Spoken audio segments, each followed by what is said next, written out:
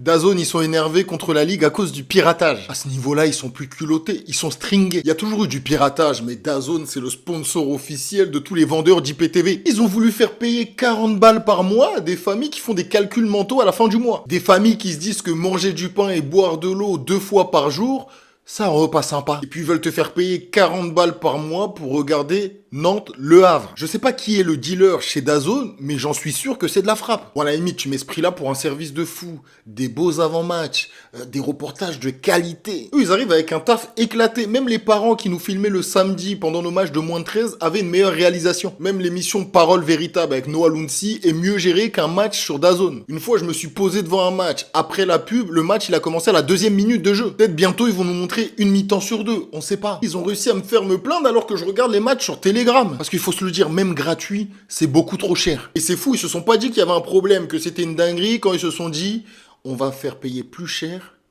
mais avec moins de taf. Tu payes 40 balles pour regarder des matchs de Ligue 1 qui commencent tu sais pas quand. Et maintenant, les mecs, ils se plaignent auprès de la Ligue parce que la Ligue leur aurait promis plus d'abonnés. Ils sont dans le déni, les frérots. C'est comme si t'en veux à ton pote parce que t'as pas réussi à gérer la meuf qui t'a présenté. Alors que tu te douches pas. Même au niveau des prix, c'est bancal. Au début, ils ont dit 40 euros. On bouge pas, on va pas en dessous. C'est le prix de la Ligue 1, on bouge pas. Ils ont vu qu'ils avaient 5 abonnés et demi.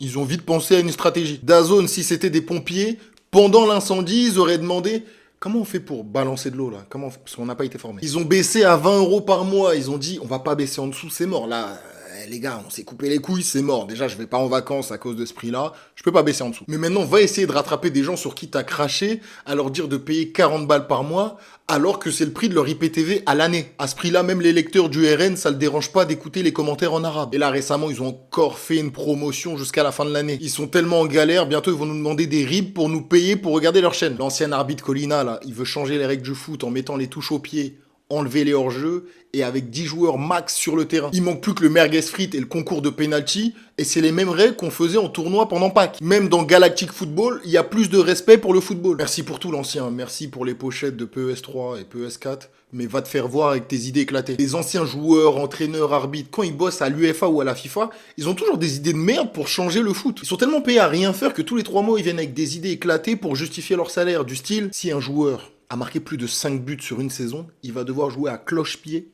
pour éviter les inégalités. Les mecs de la FIFA, c'est pire que les politiques. Hein. Les joueurs, ils leur demandent des choses simples. Hein.